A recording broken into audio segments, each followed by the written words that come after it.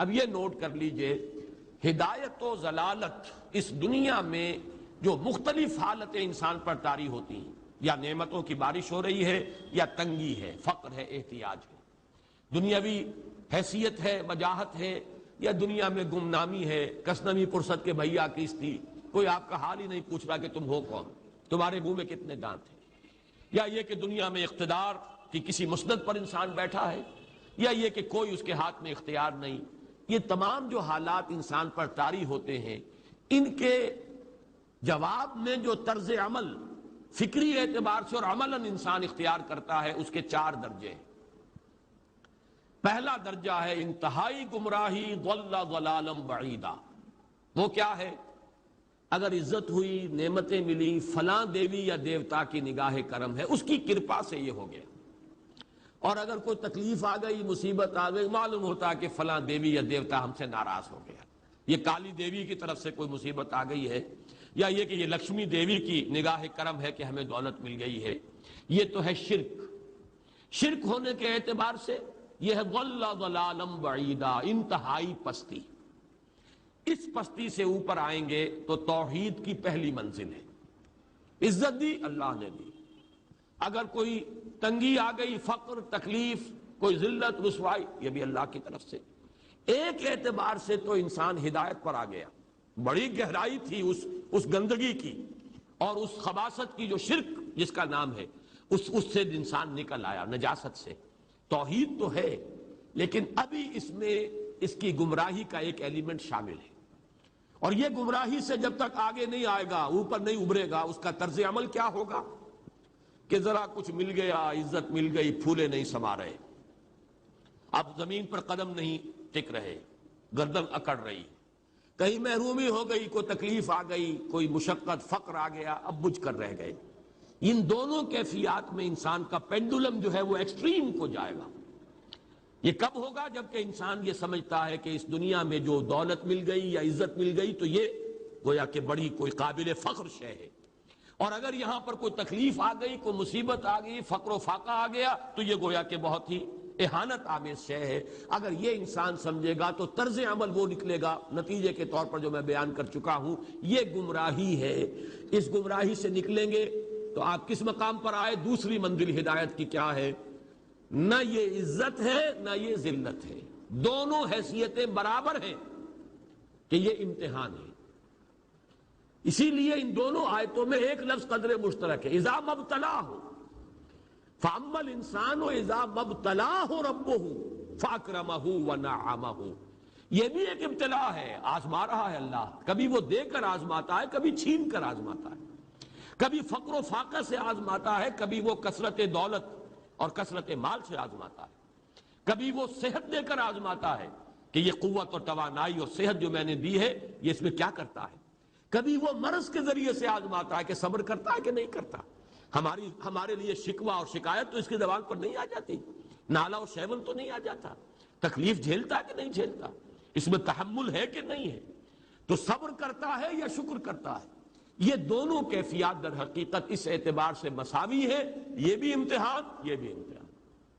یہ حقیقت جب سامنے ہوگی، اب وہ پینڈولم جو ہے وہ بہت کم ہو جائے گا، یعنی انسان میں طبعی طور پر تو ایک اثر ہوتا ہے غیر اختیاری، کسی چیونٹی نے کاٹا آپ کے پاؤں پر، آپ اپنا پاؤں ہٹا لیں گے، اس میں کوئی ارادہ نہیں ہے، یہ ریفلیکس ایکشن ہے، غیر اختیاری فعل ہے۔ اس حد تک تو انسان ضرور متاثر ہوتا ہے، اس سے تو کوئی انسان جو ہے وہ بلندتر نہیں ہو سکتا۔ حضرت ابراہیم رضی اللہ تعالیٰ عنہ، حضور کے وہ نومولود فرزند، انتقال جب ہو رہا تھا آپ کی آنکھوں میں آنسو آ گئے۔ اب یہ ایک طبعی اثر ہے، ایک فعل ہے، انفعالی کیفیت ہے جو بالکل طبعی ہے، لیکن یہ نہیں کہ اس کی وجہ سے انسان کی زبان پر کوئی شکوہ آ جائے، کوئی شکایت آ جائے، یہ نہیں ہوگا، یہ ایمان کے منافی ہے۔ اسی طریقے سے اگر کوئی خوشی ہوئی ہے تو چہرے کے اوپر ایک نکھار آ جائے گا، تبسم آ جائے گا، اس سے زائد نہیں۔ اس حد تک تو یوں سمجھیے کہ انسان کا طبعی تقاضا ہے۔ اس سے زیادہ یہ پینڈولم اگر سوئنگ کر رہا ہے تو گویا کہ اس حقیقت سے انسان محجوب ہے کہ یہ بھی امتحان ہے، یہ بھی امتحان ہے، جو ہم سورہ حدید میں پڑھ چکے ہیں۔ ما اصاب من مصیبت فی الارض ولا فی انفسکم الا فی کتاب من قبل ان نبراها ان ذلک علی اللہ یسیر لکی لا تعصوا علی ما فاتکم ولا تفرحوا بما آتاکم۔ اللہ تمہیں کچھ دے تو اتراؤ مت، اللہ تم سے کچھ چھین لے تو اس کے اوپر افسوس مت کرو۔ یہ نتیجہ ایمان کا نکلنا چاہیے۔ اگر تمہیں ایمان ہے اللہ پر، اگر تمہیں یقین ہے کہ جو کچھ ہوا ہے اللہ کے اذن کے بغیر نہیں ہوا، اگر تمہیں یقین ہے کہ اللہ نے جو میرے لیے طے کیا ہے اس میں میرے لیے خیر ہی ہے، چاہے فی الحال فی الوقت فوری طور پر مجھے ناگوار محسوس ہو رہی ہے بات، لیکن یقیناً میرے لیے اس میں خیر ہے میرے رب کی طرف سے، کہ ہر چہ ساقی ما ریخت عین الطاف است۔ ہم تو شارٹ سائٹڈ ہیں، ہم دیکھ نہیں سکتے کسی شے کو، ہم اس کے ظاہر کو دیکھ کر گھبرا اٹھتے ہیں کہ یہ تو تکلیف آ گئی، کیا پتا اسی کے پردے میں اللہ کی رحمت آ رہی ہے۔ میں نے وہ رئیس امروہوی کے اشعار آپ کو کئی دفعہ سنائے ہیں۔ وہ وقت آیا کہ ہم کو قدرت ہماری سعی و عمل کا پھل دے، بتا رہی ہے یہ ظلمت شب کہ صبح نزدیک آ رہی ہے، ابھی ہے کچھ امتحان باقی فلاکتوں کے نشان باقی، قدم نہ پیچھے ہٹے کہ قسمت ابھی ہمیں آزما رہی ہے۔ رئیس اہل نظر سے کہہ دو کہ آزمائش سے جی نہ ہارے، جسے سمجھتے ہو آزمائش وہی تو بگڑی بنا رہی ہے۔ اسی آزمائش سے تو بگڑی بنے گی، اسی سے تو تمہارا خیر جو ہے اجاگر ہوگا، سامنے آئے گا، پتہ چلے گا who's who, what is what. Abu Bakr میں کتنا یقین اور ایمان تھا، یہ کیسے معلوم ہوگا؟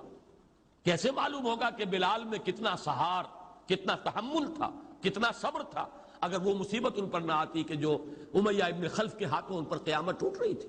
تو یہ ساری چیزیں جو ہے ما اصاب من مصیبت فی الارض ولا فی انفسکم الا فی کتاب من قبل ان نبرأ ان ذلک علی اللہ یسیر لکی لا تعصوا علی ما فاتکم ولا تفرحوا بما آتاکم واللہ لا یحب کل مختال فخور۔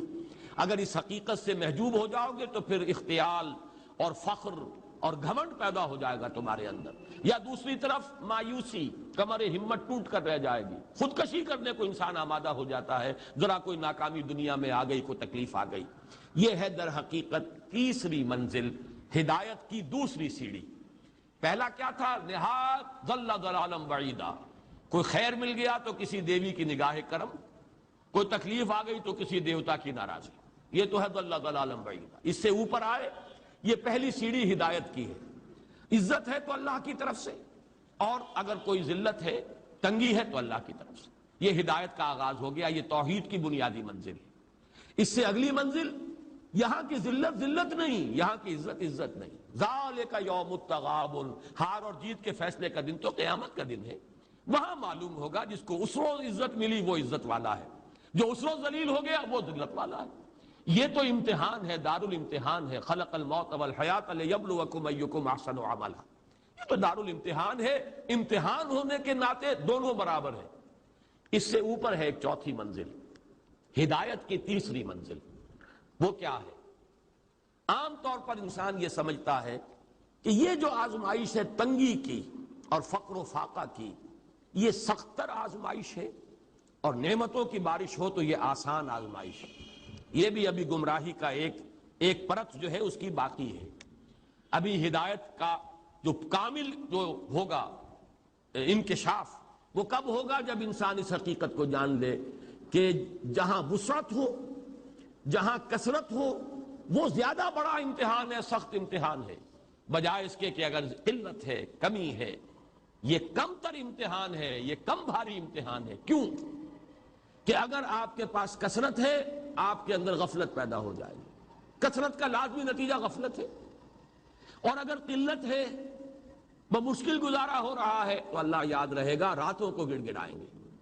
آسائش میں اللہ کو بھول جانا زیادہ ممکن ہے بلکہ متوقع ہے، اور تکلیف میں اللہ کا یاد آنا زیادہ متوقع ہے۔ اس میں انسان فریاد کرتا ہے، اللہ سے دعا کرتا ہے، تو کون سی چیز نتیجے کے اعتبار سے بہتر ہوئی؟ معلوم ہوا یہ امتحان جسے آپ ہلکا سمجھ رہے ہیں یہ سخت تر ہے۔ اگر اصل کامیابی قیامت کی اور آخرت کی ہے تو یہ امتحان زیادہ سخت ہے بنسبت اس امتحان کی، اگرچہ اس امتحان کی بھی ایک آخری شکل ہے جس کے بارے میں حضور نے فرمایا کاد الفقر ان یکون کفرا، لیکن عام حالات میں یہ سمجھ لینا چاہیے کہ یہ بھی امتحان، یہ بھی امتحان۔ لیکن اگر تنگی ہے، اس کے لیے بھی حدیث بڑی پیاری ہے، حضور نے فرمایا ما قل و کفا خیر مما کثر و الہا، اگر کم ہو لیکن کفایت کر جائے، ضرورت پوری ہو گئی، پیٹ کو جتنا درکار تھا جسم اور جان کا رشتہ برقرار رکھنے کے لیے اتنا مل گیا، نہیں کوئی کئی کورسز کے ڈنر کھائے ہیں، نہیں کوئی اس کے اندر جو ہے لذت ہے، لیکن یہ کہ بنیادی ضرورت پوری ہو گئی، کسی کے سامنے ہاتھ نہیں پھیلانا پڑا، کسی کے سامنے عزت نفس کو ہتھیلی پر رکھ کر پیش نہیں کرنا پڑا، ما قل و کفا، جو کم ہے لیکن کافی ہے، خیر وہ کہیں بہتر ہے اس سے، مما کثر والہا، جو ہو تو بہت لیکن اس سے غفلت طاری ہو جائے۔ الہاکم التکاثر، یہ تکاثر تو انسان کو غفلت کے اندر مبتلا کر دینے والی شے ہے۔ یہ ہے اصل میں کہ جس کے لیے تاریخی اعتبار سے نوٹ کر لیجئے واقعہ امام احمد ابن حنبل رحمہ اللہ، ان کی تاریخ کا، ان کی زندگی کا یہ واقعہ بہت ہی سبق آموز ہے۔ خلق قرآن کے مسئلے پر جب خلافت بنی عباس کے دوران ان پر تشدد ہو رہا تھا، مارا جا رہا تھا، جیل میں تعذیب، پرسیکیوشن، وہ مار ماری جا رہی تھی جس کے بارے میں آتا ہے کہ اگر ہاتھی کو بھی وہ مار ماری جاتی تو وہ بھی بلبلا اٹھتا۔ اس وقت کبھی ان کی آنکھوں میں آنسو نہیں آئے، ایک صبر اور ثبات اور استقلال کا پہاڑ کھڑا جھیل رہا۔ پھر وہ حکومت تبدیل ہو گئی، اب وہ جو خلیفہ وقت ہیں وہ خود اس مسئلے میں ان کے ہم خیال ہیں، اب انہیں جیل سے تو نکال دیا گیا۔ اس کے بعد یہ کہ ایک وقت آتا ہے کہ دارالخلافہ سے اشرفیوں کی ایک تھیلی لے کر ایک شخص آتا ہے کہ یہ خلیفہ نے آپ کو ہدیہ بھیجا ہے، نذرانہ ہے، اس پر رو پڑے اور یہ عرض کیا بارگاہ خداوندی میں، پروردگار میں اس آزمائش کے قابل نہیں ہوں، یہ آزمائش کہیں سخت ہے، یہ سنہری آزمائش، پہلی آزمائش، اس کو ریزسٹ کرنا جو ہے، ٹیمپٹیشن کو ریزسٹ کرنا، یہ کہیں مشکل ہے اس پرسیکیوشن اور اس تشدد کو برداشت کرنے سے۔ تو یہ خاص طور پر یہ نمایاں نشان ذہن میں رکھیے۔ تو ان آیات میں کہ جو نہایت اہم ہے یہ دو آیتیں قرآن مجید کی، بظاہر سوال آتا ہے کہ اس میں حرج کی کون سی بات ہے؟ اللہ تعالیٰ معز ہے، اللہ تعالیٰ مذل ہے، تعز من تشاء و تذل من تشاء بیدک الخیر، یہ سورہ آل عمران میں آیت آئی کہ نہیں آئی؟ لیکن یہ کہ اصل میں یہ چار درجے ذہن میں رہنے چاہیے۔ اگر آسانی ہو، عزت ہو، دولت ہو، فراوانی ہو تو کسی دیوی کی نگاہ کرم یا دیوتا کا کرم، تکلیف ہو، مصیبت ہو تو کسی دیوی یا دیوتا کا اظہار غضب، ناراضگی کا مظہر۔ اس سے اوپر آئے جو عزت دی ہے اللہ نے دی ہے، مجھے اللہ نے باعزت کر دیا دنیا میں، اور یہ ذلت اللہ نے مجھے ذلیل کر دیا، اس کے اعتبار سے یہ ہدایت ہے، توحید تو آ گئی، لیکن ابھی گمراہی کا ایک ایلیمنٹ شامل ہے۔ وہ گمراہی کیا ہے کہ نہ یہاں کی عزت عزت ہے، نہ یہاں کی ذلت ذلت ہے۔ وہ جو بھی سردی گرمی اور نرمی سختی، ان تمام کو جو ہے وہ برابر رکھو کہ دونوں جو ہے یہ آزمائش کی کیفیتیں برابر ہیں۔ یہ ہو گئی گویا کہ اس سے ایک درجہ بلند۔ ابھی اگر ذہن میں آپ کے یہ ہے کہ یہ فراوانی اور دنیا میں نعمتوں کی بارش اگر ہو رہی ہو تو اس کو سمجھنا کہ یہ ہلکی آزمائش ہے، اور اگر فقر و فاقہ ہو، تنگی ہو، گمنامی ہو اور دنیا کے میں کوئی حیثیت اور اہمیت حاصل نہ ہو تو یہ گویا کہ زیادہ سخت امتحان ہے، تو ابھی گویا کہ گمراہی کا ایک ایلیمنٹ موجود ہے۔ حقیقت منکشف ہوگی جبکہ یہ بات واضح ہو جائے کہ یہ امتحان جو ہے نعمتوں والا امتحان یہ سخت تر ہے، اور فقر اور احتیاج والا امتحان یہ نسبتاً آسان ہے۔ اس میں اللہ کی طرف رجوع کی توقع زیادہ ہے، اس میں غفلت کا اندیشہ زیادہ ہے۔